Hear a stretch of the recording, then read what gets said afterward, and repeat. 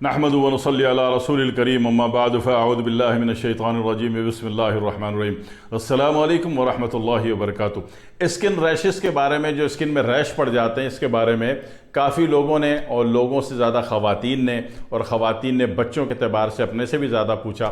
तो उसके मुतालिक मैं अर्ज़ कर दूँ कि स्किन रैशेस में सबसे पहली बात है कि परेशान तो आपने होना ही नहीं है, मुश्किल नाम की कोई बात है ही नहीं। स्किन रैशेज जो है ना, नॉर्मली जो दो किस्म के होते हैं, एक हीटिंग मोड में यानी गर्मियों के मौसम में, ठीक है ना, गर्मियों के मौसम में आम का मौसम भी शामिल कर लीजिए, और एक होता है सर्दियों का कूलिंग मोड में।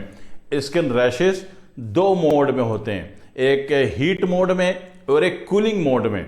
और ये आपको अपने इलाके और मौसम के एतबार से पता होता है कि हमारे इलाके में कौन सा मोड चल रहा है, कूलिंग मोड चल रहा है या हीटिंग मोड चल रहा है। हीटिंग मोड में आम के सीज़न का मोड शामिल है। आम के सीज़न को इसलिए काउंट कर रहा हूँ कि आम को जो कार्बेट दिया जाता है उसको पकाने के लिए, कार्बेट एक बारूद है। बारूद समझते हो? और जो आम में पुड़िया रखी होती है ना, वो कभी जेब में लेके ना फिर लेना, रास्ते में कहीं पकड़ेगा तो अंदर हो जाओगे पूरा। अगला नहीं मानेगा कि आम पकाने जा रहे थे, अगला सहेगा आप कौम को पकाने जा रहे थे। तो उस पुड़ियों को हमेशा आम में ही रहने दो, उधर ही निकाल के फेंक देना आम खाने के बाद। वो पुड़िया जेब से आपके बरामद नहीं हो जाए कहीं, अच्छी चीज़ नहीं है। और अव्वल तो होनी नहीं चाहिए, लेकिन फिक्स है कि जनाब आम उसी में पकाना है, ठीक है ना। आम का भी एक बात मैंने माजी में बताई थी कि जो आम दरख्त पे पके हुए खा लेते हो तो शुगर वाले को इंतहाई मुफीद है जी, शुगर ख़त्म हो जाती है जी, मर्ज़ ख़त्म हो जाता है शुगर का। हाँ, जो बारूद वाला है, वो जो कार्बेट लगा हुआ आम बाजार से खरीद के खाते हो, उससे शुगर बढ़ जाएगी, उससे बेड़ा गर्क हो जाएगा। असली और नकली को जानने का फ़र्क का शऊर पैदा कर लीजिए, ज़िंदगी आसान हो जाएगी। हाँ जी, खाई मखम में भीड़ चली जा रहे हो जी, आम से शुगर होती। आम अल्लाह मियाँ का बनाया हुआ खा लो, शुगर ख़त्म होती है, कम होती है, कंट्रोल होती है, मैनेज होती है। खा के तो देख लो अल्लाह वालो, सुन के तुम सुन हो गए पूरे के पूरे। बहरहाल, तो वो इसलिए मैं आम के मोड को, आम के सीज़न को गर्मी हीटिंग मोड में काउंट कर देता हूँ। तो अगर हीटिंग मोड में आपको अगर कोई भी स्किन में रैशेस पड़ रहे हैं, तकलीफ़ आ रही है, जलन आ रही है, खुराच आ रही है, ठीक, खारिश हो रही है, तकलीफ में आ गए हीटिंग मोड में, तो उसका जो आसान तरीन इलाज है आपके पास, वो ये है कि या तो नीम के पत्ते कुचल के उसका पानी लगा लें, उससे भी ठीक हो जाएंगे। या आपके पास होती तुलसी, तुलसी को न्याज़बू कह लीजिए, बैसल लीफ कह लीजिए, बाहर मुल्क वाले तो उसको बैसल लीफ कहते हैं, अमेरिका हो या यूरोप हो, और बारी अरब ममालिक में उसको रैहान कहते हैं, जैसा कि आपने सूरह रहमान में पढ़ा था, वल हब्बुल अस्फ़ी व रैहान, तो रैहान कहते हैं। और पाकिस्तान इंडिया में आप उसको तुलसी कह लीजिए या फिर उसको न्याज़बू कह लीजिए। क्लियर हो गया?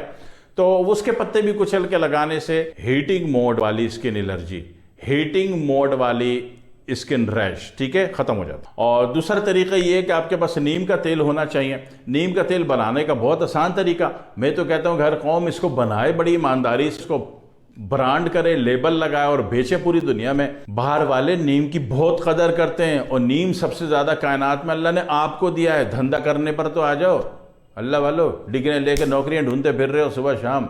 नीम के अल्लाह ने इतने दरख्त दिए, पूरी दुनिया नीम की तालिब है। नीम आपके पास मौजूद है, बनाओ इसको, बेचो, पूरी कौम को बेचो। 4 मुट्ठी नीम का तेल 1 किलो सरसों तेल में आपने जला लिया, 4 मुट्ठी, ताकि क्वालिटी अच्छा काम करे। 1 मुट्ठी नहीं डालना, अल्लाह फ्री में दे रहा है, तो फिर 4 मुट्ठी डालो। 4 मुट्ठी नीम के पत्ते, कह लीजिए कि 1 पाव नीम के पत्ते 1 किलो सरसों तेल में आप जला लीजिए, जला के छान के रख लीजिए ठंडा करके। ये बेहतरीन नीम का तेल है। और जनाब हीटिंग मोड वाला जो स्किन रैश कोई सा भी है, मासूम बच्चों को भी पैम्पर बांधने से होता है। वो पुराने दौर में तो दिन में 6 मरतबा लंगोट तब्दील की जाती थी, अभी तो होता ही नहीं। अभी तो मम्मा क्या करती, सुबह जब बच्चे को डायपर पहना, रात के 12 बजे खुलेगा वो। हाँ, अब्बा के घर में दाखिल होती मम्मा ने डायपर खोल देना है, अब्बा ने चीख मार के बाहर जाना है भगवान की, लो जी इसके ऊपर तो जिन्नात, और जिन्नात भी नात कोई नहीं है। पूरे दिन का थका हुआ बंदा घर में दाखिल हुआ, आपने बच्चे का पैम्पर खोल दिया, ठीक है। तो अभी तो 12 घंटे बच्चा पैम्पर में होता है, अपनी तो माननी नहीं किसी ने कौम ने।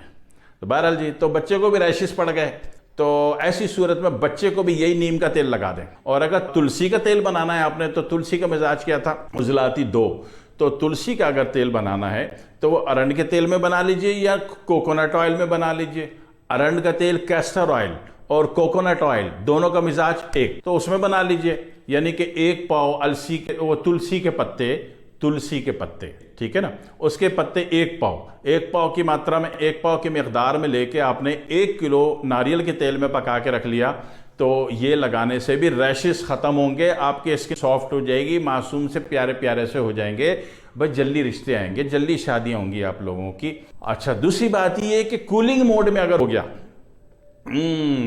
सर्दियों में खारिश हो गई, सर्दियों में जनाब वाली जैसी कंबल में घुसे, ब्लैंकेट में घुसे, खारिश शुरू, लगा कि किसी ने चूहा छोड़ दिया है आपकी उसमें, वो जनाब कंबल में चूहा किसी ने नहीं छोड़ा, बस कंबल में घुसते ही जनाब जब सोचा कि अब मुझे हालत अमन में आना है तो बॉडी एक्टिव हो गई, उसने खारिश देनी शुरू कर दी। तो सर्दियों में कूलिंग मोड में अगर आपको या आपके इलाके में ठंडक पड़ गई, आपके इलाके में खाई मखा में ठंडक हो रही है, जिस तरह पूरे कराची का मौसम एक है, लेकिन कराची में गुलशन अदीद के बराबर में जो टाउनशिप का इलाका है वहाँ भरी गर्मियों में भी ठंड पड़ती है, ठीक है ना, बड़ा अच्छा मौसम होता है, ऐसा लगता है जन्नत में आ गए। तो ऐसी सूरत कूलिंग मोड में अगर खारिश हो रही है, कूलिंग मोड में स्किन में एलर्जी आ रही है, कूलिंग मोड में जनाब वाली स्किन पर जो रैशेज आ रहे हैं, तो उसका इलाज बड़ा आसान है। वो क्या है, सिर्फ कंवार गंदल कह लीजिए, घीगवार कह लीजिए, एलोवेरा जेल कह लीजिए, वो थोड़ी सी लेके आपने मल लेनी है, दिन को, रात को नहीं, फिर मूड ख़राब होता है, सुबह मल लें, दोपहर को मल लें, शाम को मल लें, थोड़ी सी लेके मल लें, तो कूलिंग मोड का जो स्किन रैश है वो झट करके ख़त्म हो जाता है। क्यों? कूलिंग मोड का मिजाज है वो रैश का, उजलाती 2 है, ठीक है ना, तो कंवार गंदल क्या है, उजलाती 3 है, बात क्लियर हो गई, तो 2 का इलाज 3 नंबर है ना, तो बहुत आसानी से वो ख़त्म हो जाएगा। कोई लंबे चौड़े चक्कर में नहीं पड़ेंगे, कोई लंबी चौड़ी जनाब वाली क्रीमें आप नहीं लगाएंगे, अल्लाह आपको घर बैठे अच्छा करेगा। एक दफ़ा तजुर्बा ज़रूर कीजिए मेरी बात पे, किसी भी बात पे, जितनी भी मैंने वीडियोस बनाई हैं, एक दफ़ा खुद अमल कर लीजिए, अल्लाह दिल में इत्मीनान क़ल्ब दे दे तो आप बेड़ा उठाएं कौम का भला करने पर, अल्लाह की मखलूक का भला करने पर, नबी अकरम सल्लल्लाहु अलैहि वसल्लम की उम्मत का भला करने पर आप बेड़ा उठाएं, ठीक है। दुआ में याद रखिएगा। वस्सलामु अलैकुम वरहमतुल्लाहि वबरकातुहू।